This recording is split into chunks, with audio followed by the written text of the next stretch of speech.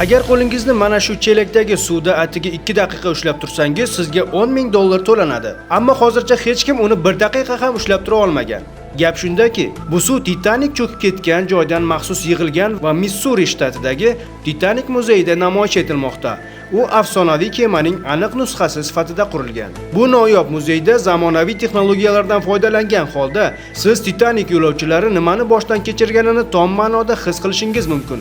Lekin asosiy ko'rgazma albatta bu chelakdagi -2 daraja haroratdagi suv. Endi Titanik cho'kib ketganidan keyin soatlab yordam kutgan odamlar uchun qanday bo'lganini tasavvur qiling. Shubhasiz, ularning aksariyati bu suvda 15 daqiqa ham omon qola olmagan va shunchaki muzlab qolgan.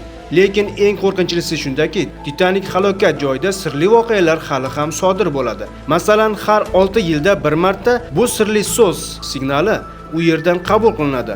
100 yildan ko'proq vaqt oldin o'sha Titanik cho'kib ketgan kechada yuborilgan signalning o'zi. Go'yo Titanik yo'lovchilari yordam so'rab murojaat qilayotgandek. Lekin qutqaruv kemasi voqea joyiga yetib kelganida ular u yerda cheksiz Atlantika okeanidan boshqa hech narsa topa olmaydilar. Xo'sh, siz bunday ajoyib muzeyga borgan bo'larmidingiz?